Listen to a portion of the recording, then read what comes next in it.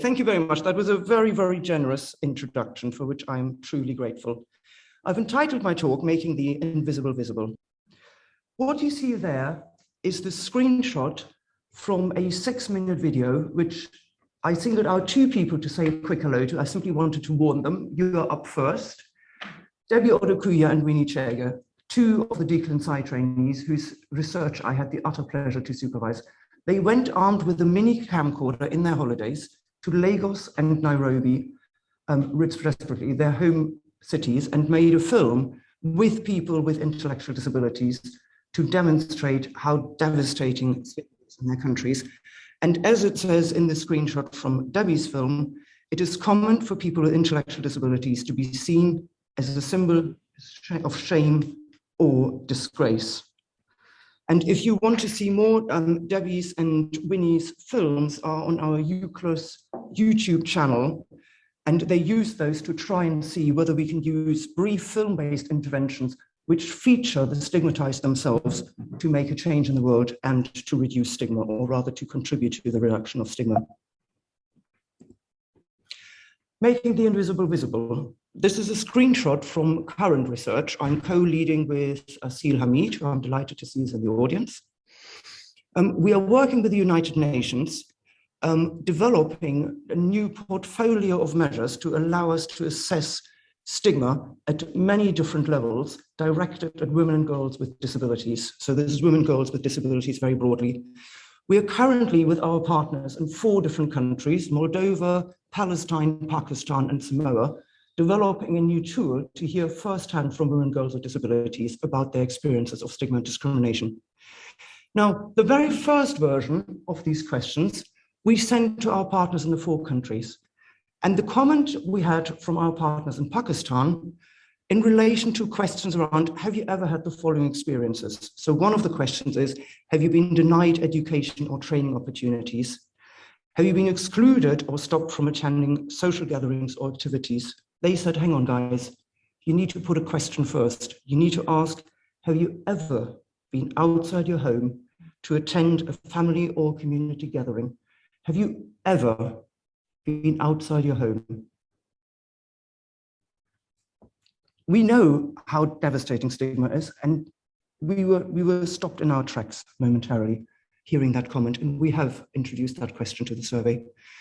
And finally, one of the earliest studies we conducted in the department around attitudes, prejudice, stereotype, discrimination, was with 2 other Disability Stigma trainees, Joel Sheridan and Sarah Coles, who conducted their research. They started in 2006, and we had many discussions the angle they were going to take, and they said, we want to hear from the next generation. We want to hear from young adults in this country of different ethnic groups, and they specifically focused on young white British adult and people from South Asian communities living in the UK. Now, Sarah's research was mainly qualitative in nature, and she conducted focus groups and interviews to try and find out about people's attitudes. Now, many of our participants subscribe to ideas of universal humanity and stressed, we are all people, we are all the same, everyone's an individual, and they all just want the same as us. Once the discussion moved on to somewhat more complex topics, though, the apparent acceptance shifted somewhat. So I want to give you one example how at times it moved to more disempowering or at times outright hostile attitudes. So one of the young male participants said, early on in his interview, you don't look down on them because they have learning difficulties. There's nothing wrong with them. You can't discriminate against them or anything. Later on in the very same interview, this is only about 25 minutes later, when asked whether he could think of any activities where, in his view, people with learning disabilities or intellectual disabilities, as we call them internationally, should be separated from the community, he said, I don't think so. Maybe sports, I think. Some sports like swimming. So Sarah asked, why do you think that? Because I don't know. They could. I'm just trying to imagine a pool with people with disabilities and how they would be. Maybe the other people, if it was all mixed, the normal and the disabled people, then the normal people won't, I don't know why, but they won't feel comfortable around them. Imagine people not wanting you in a swimming pool because you would make them uncomfortable, making people who are very marginalized invisible again and again and again. So that was just to kick off. A very warm welcome to my inaugural. Oh, sorry, I was meant to have an animation there, but because we had to switch computers, that didn't work. So I'll talk to all of those pictures at once, and poor John will be mortified for even longer. Okay, why did I embrace this opportunity to engage in this rite of passage, which is an inaugural lecture, rather than just saying it's absolutely terrifying? And I definitely felt that when absolutely nothing was working, but I'm trying to ride through it now. Why did I engage in this? And why did I actually embrace the opportunity? There are three really, really big reasons. First of all, in 2016, we had Brexit, and people like myself, foreigners in this country, were forced. It had quite a devastating impact on my life. I was forced because German people are in a particular legal category. So I took the Life in the UK test, not the most enjoyable exercise of my life, I assure you. I tested many people and they all failed. I managed to pass at some point after being body searched 3 times, so I couldn't smuggle some equipment into the test room. Anyway, I became British in late 2019. Then only a few months later, the pandemic kicked in. And together with my dear colleague and former joint course director, Pasco Fearon, over one weekend, we moved this huge big course online. Unfortunately, that very same weekend, the day after we started this big operation, my mother had a massive stroke and had neurosurgery the very same day. She's experienced pretty catastrophic consequences since, and is still in an institution as we speak. My parents, I'm not your typical UCL professor. I'm a woman, which I think is fairly obvious, and I emphasize that all of the time to emphasize that we can make it a professor. But also, my mother left school at 14 and was a refugee from East Germany. My father had to leave school at 16. They had no great academic careers at all, very different to myself. So I don't say that. And when I applied to university to read psychology 3 years after arriving in the UK, I was rejected outright by 7 of the 9 universities I applied to. I think not because I'm not capable academically. I think there might be something about a fear or a suspicion of outsiders running deep in all societies, including in the British one, which otherwise I've experienced as very, very welcoming. Anyway, I say this not to make you feel sorry for me, but to say to all of those in the audience and all of those joining us online, that if you cannot see yourself regularly in the upper echelons of academia, don't despair, persist, and you're really gonna have to persist. Close your ears when they tell you yet again you don't have what it takes, because success, once you get there, will be that much sweeter, and you will have totally and utterly deserved it, including that bottle of champagne looking at me under the laptop or under the MacBook. Okay? So it's for those reasons that I embrace the opportunity. What you see next to the Life in the UK test is our teaching room, famous room 433 in our home in Torrington Place. This is what it's looked like for about 18 months. And I think it's fair to say those of us who work on the doctrine of clinical psychology, it filled us with deep, deep, deep sadness to see all our students confined to a life outside.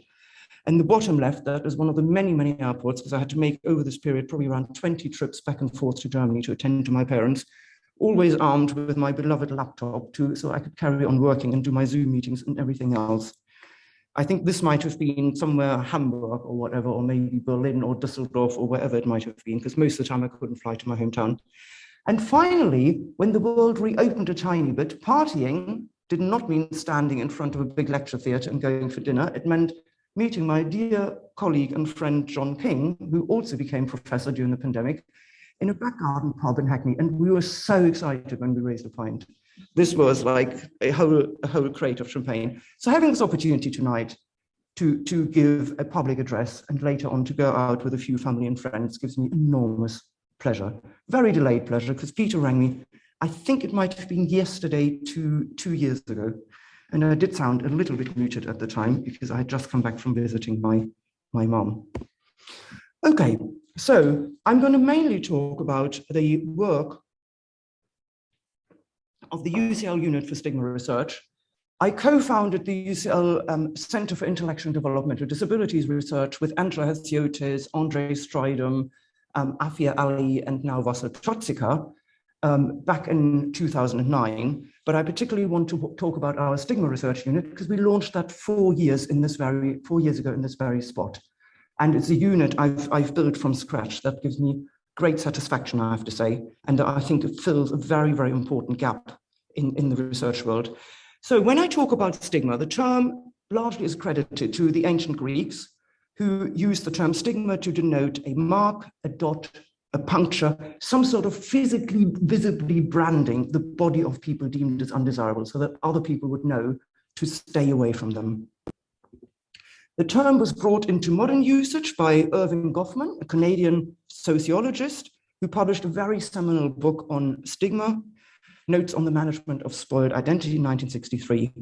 And he described stigma as an attribute that is deeply discrediting and that reduces the bearer from a whole and usual person to a tainted, discounted one. And Goffman said this is made possible because normals, as he called them, people who are not with that stigmatized attribute, view the stigmatized as less than human. And I think some of the examples I gave you in the beginning, people you deem less than human, you do not want to share a pool with, you want to lock them away, and you want to keep them separate. Stigma also very often gets under the person's skin. It can taint their very idea of being a worthwhile, valid human being that deserves a place in society rather than being ostracized and discriminated against. So, as I was saying, in February 2018, we founded in this very room the UCL Unit for Stigma Research. What you see there is at the Global Stigma Summit, where at least some of the members in the audience were, in Copenhagen, September 2018, they'd set up an amazing venue, including an ice sculpture of the word stigma, which melted over the course of the 3-day conference. Now, this is very much my vision, how we should work away at stigma. It's not something, the UN who we work with use the word eliminate. I don't think we will ever eliminate stigma. I don't think we will rapidly reduce stigma, but I certainly think we can work away at it. We can chisel away, we can chip away, and we can slowly make stigma smaller and hopefully make it disappear, or at least allow people to get on top of being seen as lesser.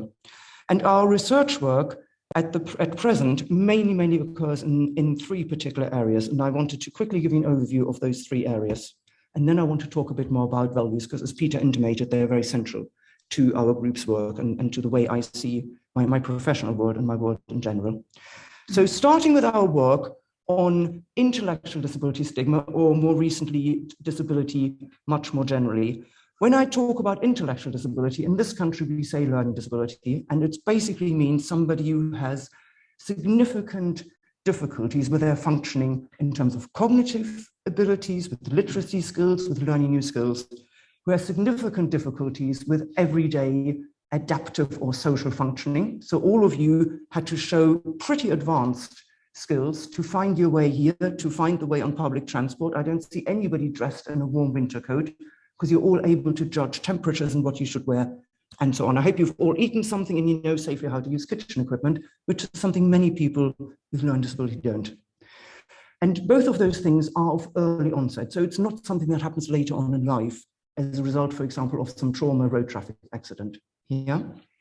In this country, we generally use the term learning disability. Internationally, in all our research work, we talk about intellectual disabilities. They mean exactly the same. The work we're doing on intellectual disability stigma, right across the board, very much thinks of stigma as occurring at 4 different levels. And this is a graphic from a book I published with my dear colleague and friend Shirley Werner from the Hebrew University of Jerusalem. And we identified, adapting a model from the mental health stigma world, that stigma affects people with disabilities at 4 different levels. At the outer green level, you have institutional or structural stigma, so policies, legislation in the UK, the Equality Act. Next, we've got at the interpersonal level, so this is what other people, those who stigmatize the community, peers, teachers, healthcare providers, and so on, make of people who carry a stigmatizing attribute. The blue circle is the family level, and families can not only be a force for good or a very negative force and actually discriminate further and send very negative messages, but they can also themselves be very much the target themselves on stigma and be excluded from other people, from social occasions, not be invited to say, weddings, family gatherings, because people don't want them around or don't want their relative around. And finally, at the very, very center, the purple circle is the intrapersonal level. So this is the level of the person with a disability themselves and how stigma affects them. And I thought I'll give you a very, very quick overview. So our group, the UCL Unit for Stigma Research, or UCLUS for short, has done a lot of work trying to advance our understanding of public attitudes or public stigma as it affects people with intellectual disabilities. And there are the screenshots of 2 publications from my PhD, which I completed in 2012. In 2012, my 2 wonderful daughters, the younger one started primary school, and I thought, I've got a day free. I could either really make the house spick and span, or I could start a new PhD. So I thought, that's a no-brainer, come on. The house can be messy, who cares? Let's do a PhD. It was great fun, and it set me off on what has been an incredibly worthwhile and rewarding journey. In 2015, I think this shows how sometimes tiny little shoots can lead to big things. In 2015, a group of us, many of whom are in this room today, Asil Hamid, my dear colleague and friend Richard Hastings, Maria Catt, we started off on a journey armed with £4,000. This is not 40,000 or 400,000, £4,000 by our dear university, UCL, under the Grand Challenges program. We said, we want to do a small scoping exercise. There is nothing internationally that allows us to really understand how people with intellectual disabilities are viewed in the general community and how they're portrayed in the media. Now, I think in our proposal, we said, we're hoping to hear from maybe 80 or 100 experts and people in the disability world globally. Now, as Peter said, I couldn't have put it better myself, I can be quite persuasive. And I've learned, if you want British people to do anything, actually, this is my little secret, I probably shouldn't give away, use the word delighted. Put it in the first line, really, really works, and always ask very, very nicely and thank profusely, okay? So we were very fortunate via Maria, we worked jointly with the Leonard Cheshire Disability, and we then approached a few key organizations in the intellectual disability field, Inclusion International, IACID, and Special Olympics, all said, this sounds like a really worthwhile project, we'll support you and we'll spread the word. Inclusion International, who are an amazing organization, who Harry Roach over there, one of our collaborators for many years now, worked for until very recently, and I'm sure he'd be delighted to tell you about his work later, as an advocate and a fighter, as a man with a learning disability himself, for human rights for people with disabilities. Anyway, they all came on board, and rather than 80 or 100, we heard from 667 people across 88 countries. And in a very short space of time, we managed to produce, it was a quick and dirty, this was not really solid research. It was a fairly quick and dirty, a lengthy survey, but it allowed us to really produce a big body of research. And more importantly, to hear from many, many countries around the world where there was no evidence whatsoever. So we heard from 121 experts in many, many countries in South America, many countries in Africa, Northern Africa and the Middle Eastern region, and across Asia, where not much is published at all. To summarize very, very quickly, our key findings were that in many countries, people agree, very similar to Sarah Cole's study I talked about earlier, agree with the principle of inclusion and say, of course, people with disabilities should be included in the society, but governments still accord this a very low priority and are not willing to do much and to spend many resources.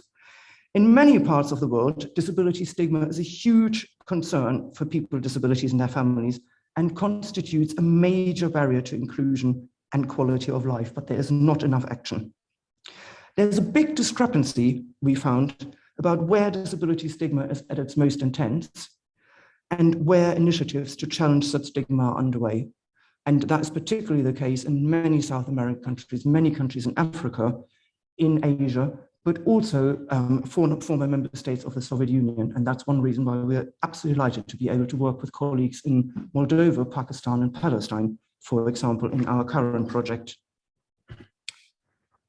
We got a lot of qualitative data, so open-ended responses which people gave us, and we classified these under 4 broad themes. I only want to talk about one of those, which you see in the bottom right, and that is ostracism. So we heard how in many, many countries, people with intellectual disabilities are very much seen as dangers to society, who therefore need to be kept away, how there are deep-rooted stigmatizing beliefs about them, how very often that is justified through spiritual explanations, that they're somehow possessed, that their parents must have sinned or done something to offend the gods, and so on, many other beliefs. And very importantly, that it's very, very much the family's responsibility and nobody else's to look after these people.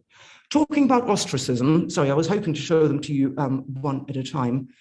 At the top left comes from a BBC documentary some of you may have seen, and is an image from a prayer camp in Ghana, which is a fairly common practice for people with long-standing mental health problems and people with intellectual disabilities to be sent by their families to prayer camps, with the idea that they will be cured through prayer, but also being seen as very, very dangerous in some way or completely uncontrollable. So you see this person shackled to a wooden mast. Now, we may think this only happens in faraway countries. At the bottom of the screen, you see an image from an inspection of a residential home in Hungary near the capital Budapest, which I'm sure many of you may have been to. This, again, is a young man shackled with a strap to his bed in a bedroom, simply because the home was very, very understaffed and didn't have any resources. Now, very often, I think we think this happens in faraway places, and our illusion has been shattered on quite a few times. One of those being a BBC Panorama undercover program called Winterbourne View, which I think really, really got many of us in the learning disability world to really sit up and take notice. And there have been quite a few other similar Panorama programs since. What you see in the image is a care worker, somebody who gets paid to support, care, and look after people with learning disabilities.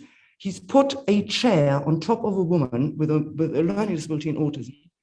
He's restraining her with a chair and his full body weight, and for good measure, he's holding down and pushing her head down onto the floor. I think there are other occasions we can think of where we've seen similarly horrendous images on television.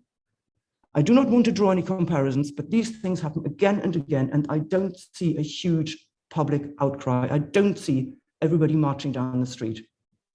These are people who are not deemed as all that worthy by our society, and I think that still unfortunately runs very, very deep, including within the UK. What are some of the things we're trying to do about this? So one of the programs I've been leading in recent years, and which has got quite a few of my colleagues in the room who've worked on this since we started in 2016, is the Standing Up for Myself, or STORM for short program. And this works directly with people with intellectual disabilities.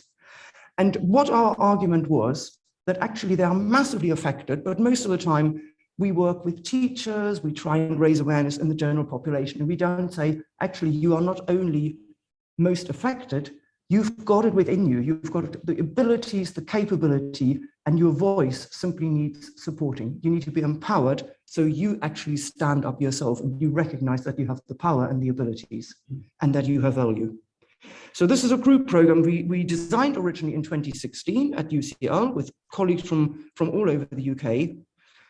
And this, like all of our work, has got a central vision. And this is on page 2 of our manual, our STORM manual, with permission from the marvelous Chimamanda Ngozi Adichie, or rather her people. I didn't get to speak to her myself, unfortunately. And her vision in relation to feminism, which we adopted with her permission for people with intellectual disabilities, is your solid, unbending belief should be, I matter equally, not if only, not as long as, I matter equally, full stop. And what my research work and the people who work with me, what we're trying to do is to really, really convey this to all the Harrys, all the Pauls, all the Celias, all the Adrians, and everybody else we're working with. Just because you've been told for most of your life, throughout your school career, that you do not matter, that you cannot do stuff, you matter equally, and it is not okay to discriminate against you, to hold all sorts of opportunities everybody else would have away from you. We've done 2 studies evaluating the STORM program. The first study in 2017 and 2018 was again with a very small pot of money from the Bailey Thomas Charitable Fund. I think we had about £65,000. And we developed the STORM manual and we conducted a pilot with 10 groups with a total of 68 people. This was published yesterday, to my delight. So In case you're interested, I haven't had a chance yet to tweet it. Many of the colleagues in this room and online are co-authors on that paper in the Journal of Applied Research and Intellectual Disabilities. It's taken us quite a few years, I say. It's been a busy few years. It's been a very busy few years. We're going to be much faster on the next one. Study 2, which we finished very recently, thanks to the pandemic, we had just started recruiting to a much, much, much larger randomized controlled trial across the UK. So in February 2020, my wonderful team of Lisa Richardson and Michaela Osborne had just contacted all these organizations and arranged the first appointment. Snap, along came the pandemic. So we stopped for a few months and paused and debated what should we do. And we had quite a few debates. And if I'd listened to one or two of the colleagues in the room, we might still be pausing. And I went, no, guys, come on. This ain't going to go away anytime soon. And I'm not known for my patience. Let's try something different. So we went back to our funder, and a group of us, including Adrian Brown, one of the people with a learning disability who work with us, met with our funder. And I think Adrian basically sorted in the first 5 minutes, because he said to these guys, stigma is a huge, big issue. In times of COVID, it is even more. We are dying in our droves. We are 6 times as likely to die from COVID as members of the general population. We are not having the healthcare we need. You need to allow us to carry on, allow us to try and do something different, which the funders did. So rather than going for the original feasibility randomized control trial, we turned this into a manualized digital and online group intervention for people with learning disabilities. We finished the study in we finished the study last year summer, exactly 12 months ago, and we just did a small pilot funded by the National Institute for Health and Care Research, who very encouragingly said, what we produced in the end, even though it was very small, was probably actually more helpful than the original, because we have shown that people with intellectual disabilities can engage in online interventions, which is pretty profound, because it really opens the door to a world that so far has been largely closed to them, because everybody assumes they can't do it. As long as we adjust what we do and we provide the right support, people can do it. Very, very importantly, in academia, is always the question about how can we have impact with our work. Going back to our little £4,000 UCL Grand Challenger study, we first used this to publish a call for action saying, look, we found evidence of intense stigma. We need to do more in the Lancet Global Health. So this was a small discussion paper, really. We published a bigger paper presenting our findings later on. But this was then picked up in 2018. The UK government, jointly with the government of Kenya, hosted the first ever Global Disability Summit in London. And I see Harry nodding, because you were probably invited. I wasn't important enough. Yeah, I get a thumbs up. Yes, he was invited, and you were invited to the last one. Jolly good, jolly good. I saw you online. Okay, a briefing was commissioned for the UK government to take them into this.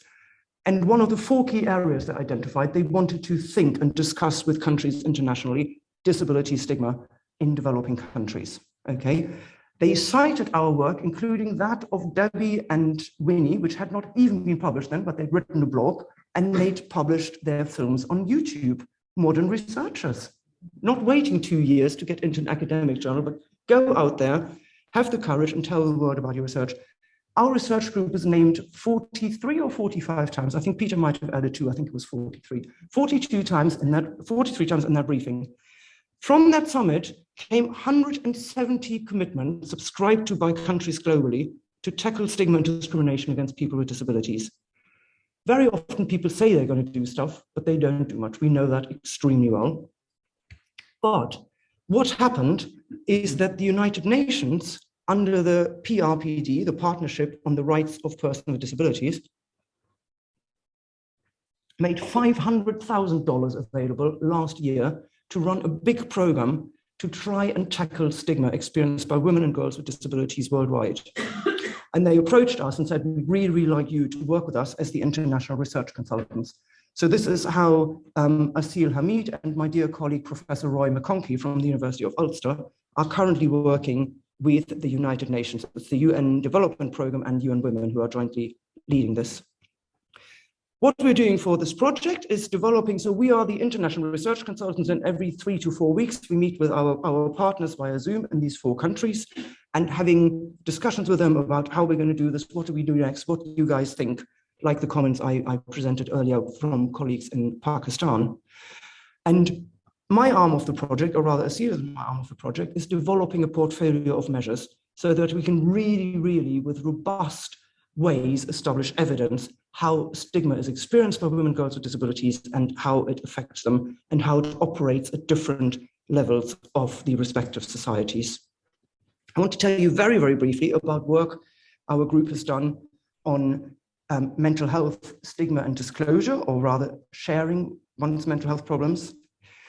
We took work from colleagues in the United States, Professor at Corrigan in Chicago, who developed the Honest Open Proud program, which is about supporting and empowering people experiencing mental health problems to decide whether they want to share that, how they want to share that, with whom, and so on, in an empowered, informed fashion, rather than being guided by secrecy, fear, or a sense of failure. We also produced, with 13 other clinical psychology doctorates in the UK, guidelines published by the British Psychological Society entitled Supporting and Valuing Lived Experience of Mental Health Difficulties in Clinical Psychology. The word supporting, I think, is a very long-standing discourse.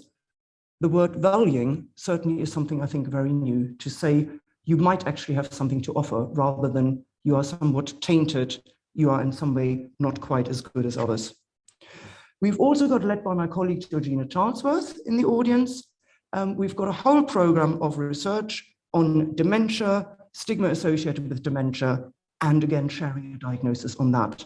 And Georgina, Jem Bart, and Jana Cole, our PhD student, have published quite a lot of research in that area already. And this is a very active area of research for our group. Where next for UCLUS Research? We're doing lots to develop new methods to ensure efforts to reduce stigma are subject to robust evaluation. We are particularly focusing on, because we think they're very promising, multimedia anti-stigma interventions. We don't think they're the whole story, but we think they definitely have a big contribution to make.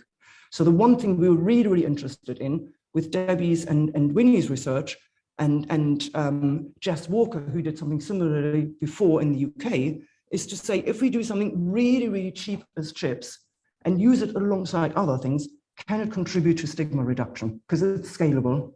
Because many other things we cannot do on a large scale. Yeah, and what we found in Kenya and Nigeria, the effect was really large. So if anybody is interested in effect size, we found effect sizes of I think 1.2 for some of the things we were looking at. Really large effects, because people weren't familiar with seeing people with intellectual disabilities on screen and having their ideas challenged. We are branching out into other highly marginalized groups. So Maria Cat and I are currently supervising research on leprosy stigma in Mozambique. We've also got PhD students working on autism stigma. And in all our work, we're really trying to keep sight of the fact that 80% of the world live in low and middle income countries and not in high income countries. And we're developing high quality methods for examining intersectionality of stigma.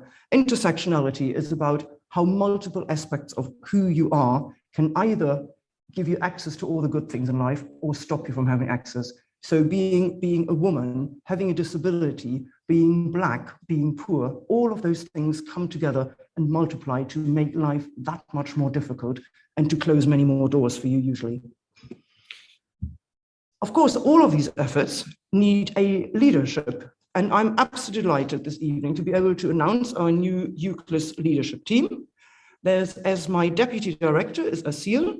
Georgina, as I mentioned before, is our lead on ageism and dementia-related stigma. My dear colleague Henry Clements is jointly with myself leading our work on stigma and healthcare provider mental health. Jem Bart is our early career research lead. And Ken McGaffin, and I'm blocking the screen there, and I don't know which direction to move, is our newly appointed director of marketing. Because one of the things we know doing lots of multimedia work is we need to really think about how we reach out and how we sell the work we're doing rather than just publishing academic journals. I was also hoping to show on the screen that I think there are probably about 35 current UCLUS members and alumni since 2018. to demonstrate that they're similarly a very, very mixed bunch. They come from all ages, men, women, people of all different ethnic groups. I would like to see many more researchers with disabilities among our ranks. Yeah, but anybody is welcome and is seen they can contribute. But unfortunately, everybody is so busy either with their research or with their NHS work that I think I got the last pictures I asked them for at about 4 o'clock this afternoon. I went, guys, no, this is already stressful enough. So I do apologize if you sent me a picture and I wasn't able to include it. You're very, very fondly remembered. This isn't our research. It's another way how we really try and behave in a way how we think research should be done in a very inclusive manner. So this is in 2018, at the end of the initial phase of the STORM project, we had an end of project event here at UCL. And the 4 advisors with the learning disability, expert advisors, are all there on the screen. And the researchers, we all came together. And that's how all our research is done, to include the people who should be benefiting from our work right from the outset, to work with us and to tell us where we're getting it right and where we might be getting it wrong. And we like to celebrate together. So we just 2 weeks ago held our latest STORM end of project event. Unfortunately, this time online, but it was great fun. Okay, I wanted to spend the second and much shorter part of my talk on the centrality of values in all my work and in the work of UCLUS. A few weeks ago, I had the rare pleasure to actually take a proper weekend out, and I went with one of my daughters to a little village in the Cotswolds. And there was a wonderful little Quakers meeting house. And outside, as they have at every meeting house, they had displayed their values. And the Quakers, since 1709, when they were founded, are guided by 4 very simple and authentic values. And they are peace, equality, simplicity or sustainability, as we nowadays like to say, truth and integrity. And we all need a moral compass in our lives. And I wanted to very quickly read you. I read a quote a little while ago as part of a leadership program I completed, funded by my department. And I thought, this really speaks to me. This is from Peter Drucker's Managing Oneself, published by Harvard Business Review. It's a few years old, and it's still just as good as it was when he wrote it. What are my values? To be able to manage yourself, you finally have to ask, what are my values? Call it the mirror test. In the early years of the century, the most highly respected diplomat of all the great powers was the German ambassador in London. He was clearly destined for great things, to become his country's foreign minister at least, if not its federal chancellor. Yet in 1906, he abruptly resigned rather than preside over a dinner party given by the diplomatic corps for Edward VII. The king was a notorious womanizer and made it clear what kind of dinner he wanted. The ambassador is reported to have said, "I refuse to see a pimp in the mirror in the morning when I shave." There you go. I thought that was pretty good. Another core value of mine, which is wonderfully epitomized in this gorgeous tapestry I was given by Lisa very recently. She made that herself. I will admit I had to grab a tissue because a few tears rolled. We rise by lifting others. She said she saw this and she thought of me, and I could not have been more honored and proud. And I'm welling up now just saying that. Sorry, thank you very much. It was an absolutely wonderful moment. One of my absolute core values in my work in clinical psychology training and mentoring everything I do is rolling down the ladder. Thinking about, I'm only here for a short moment in time. I need to really think about those who come after me. I need to support the voice of the next generations, empower students and researchers, junior researchers, to tell the world about their research and to learn the skills. And I discovered a few weeks ago, I had the tremendous pleasure, while most of my colleagues were off for half-term leave, to submit about 1,000 pages to the British Psychological Society. Many of you will have heard me talk very fondly of the occasion. But one of the things we submitted was a list of publications by Disability Stigma trainees, which John King and Vaughan Bell, our joint research directors, provided. Now, I thought I'll do very quick statistics, because I actually at times like my little numbers.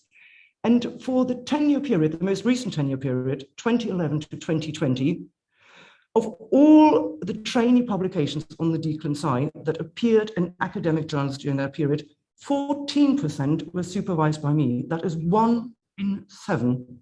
Now, I am not 1 in 7 of our staff team. I thought that was a nice little statistic. I could spend a lot more time publishing in very high impact journals, but I think it's actually really important to these guys to get their first publication. I remember my first publication. I remember exactly where I was, and I remember how I felt. And my goodness, did it feel amazing. And I know how important it is to them. So I think we need more leaders to be guided by the question, what can I do to allow others to shine? Not what can I do to make myself look great, but what can I do? I will be gone very soon, to allow others to shine. Similarly, in our publishing work, it's always very important to share the limelight. So these are 2 recent publications. We wrote on occasion of the discourse in the media around COVID was very much one of people with learning disabilities as highly, highly vulnerable, and they needed to be looked after and everything. Very important, but we didn't think that story was a particularly helpful one, because it really encouraged us to yet again patronize, underestimate, and talk down people with learning disabilities. So I got together with our 4 STORM advisors, Celia Brown, Paul Davis, Harry Roach, and Adrian Brown. Via Zoom, we very, very quickly wrote a blog for the British Medical Journal Opinion. And we said to the editor, can we publish that jointly? And they said, we'd love you to. So for, I think about the first time ever, 4 people with a learning disability were in the British Medical Journal with their full names, not their first names as the usual practice, their full names and their picture, which I think is very important to tell a story. This is the final report from our recent NIHR study, which I think I mostly have to thank Lisa Richardson for, and my many dear colleagues, but Lisa wrote this thing over many painstaking hours. There's a 150-page report we submitted to the NIHR telling every single detail of the project. And the list you see there are all the people who worked on this as either paid researchers, co-applicants, or expert advisors with learning disabilities. Now, we thought we'd try and do something different. We moved them from the acknowledgements onto the front page with their names. They can always tell us this is not the done thing. They came back, they said, we thought that was really good, how you had so many authors, and it seems totally deserved because you justified every single one of them. They are staying, they're all staying on the front page as authors. And Celia has been for many, many months now in the Royal Free Hospital. She's an absolutely terrible time as a woman with a learning disability under COVID. She knows that we dedicated the recent STORM event to her, and she knows that she is an author on something that is basically a 150-page book. And I think she took quite a bit of joy out of that. I also think it's terribly, terribly important to use our status as UCL professors. UCL is an incredibly powerful and pretty amazing university.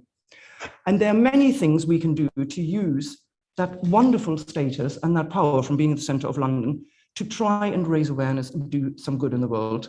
So this was on occasion of Richard Ratcliffe doing his most recent hunger strike outside the Foreign Office in London to try and free his beloved wife, Nazanin. I got together with 2 colleagues, Narinder Kapoor and Lucy Serpel, both professors in our department, and they dropped absolutely everything, and we made a quick film talking to Richard outside the Foreign Office, because Lucy, her expertise, Professor Lucy Serpel, is in the area of fasting and the effects of fasting on the brain. So she knows all about being on hunger strike for 18 days, as Richard ended up being. Narinder Kapoor himself was on hunger strike in Parliament Square some years ago after whistleblowing about very, very dangerous condition in the NHS. And they dropped everything and said, yes, okay, let's make a film. We didn't kid ourselves for a moment that this was going to free Nazanin or do very much. We thought simply, we are less than 2 miles up the road from the Foreign Office where he's camping out in the cold, and we can show our support as UCL professors. That's what it was about. And she was freed a little while ago, and I'm sure that was all about politics and money. It was not about a few professors sitting in camping chairs. It simply felt important, and it was massively appreciated to show our support. And just a very quick one, I think it's really, really important for us to use our voice and don't always assume somebody else is already doing it, and to engage with colleagues who don't necessarily share our opinions with curiosity and respect. This is a recent occasion when Rufus May, a senior clinical psychologist who is very, very highly regarded, particularly among junior members of our profession, went on Twitter to say that he would rather leave the NHS than be forced to have the COVID vaccination. And I will admit, I might have spent a while storming around the house using a few expletives, as I occasionally do, going, what the heck would he be doing that for? He's such a powerful voice. surely people will follow him. And then I thought, hang on, this is too tempting to go down that road. Many other people unfollowed him on Twitter. I publicly invited him to have a conversation with me. So we met 3 days later. We'd never met before.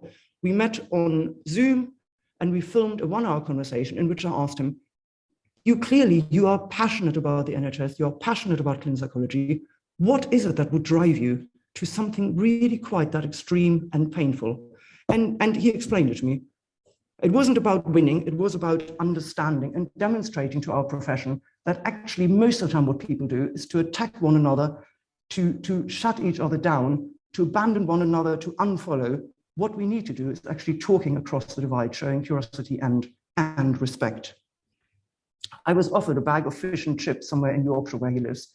If I was going to march him down to the vaccination office, before I got there, the NHS abandoned the mandate for vaccination for NHS workers. I'm still hoping to come up to Yorkshire sometime to claim that bag of fish and chips nonetheless.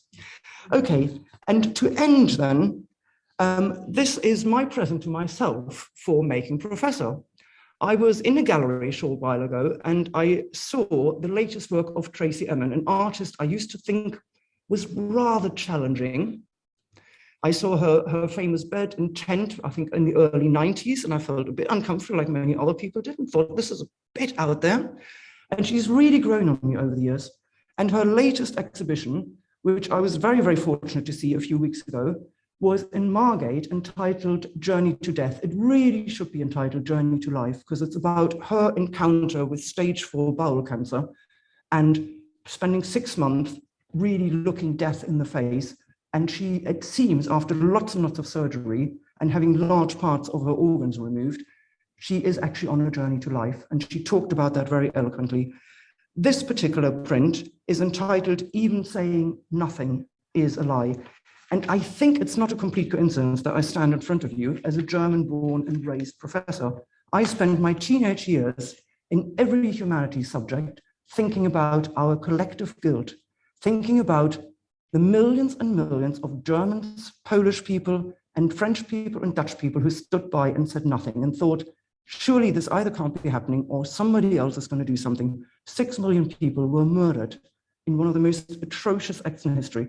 So this is constantly, I think it would be so much easier to shut up, but actually I think I have a duty with battles that are really important to me to speak up and to say something. So for example, the COVID vaccine was one I thought, be very easy to ignore this and just unfollow the guy on Twitter. And I thought, no, hang on, I could do something about this and maybe try and stop 3 or 4 of my colleagues leaving the NHS because we really, really need every single one of them. As I close, I wanted to say a very, very warm thank you to all the people who fund our research work, and they're up on the screen, and I've talked about them already. I also wanted to say a massive thank you to colleagues from the world of learning disability and stigma research who have supported me and who've shown me and others what great leaders look like. And in particular, I wanted to thank Sandra Baum, who's been my former supervisor, then boss, very, very close friend for I think going on 30 years now. My dear colleagues, Richard Hastings, Andrew Jehoda and Chris Hatton, because they show again and again how I think people in the learning disability world are all very, very values driven and are just fantastic at supporting the next generation one another.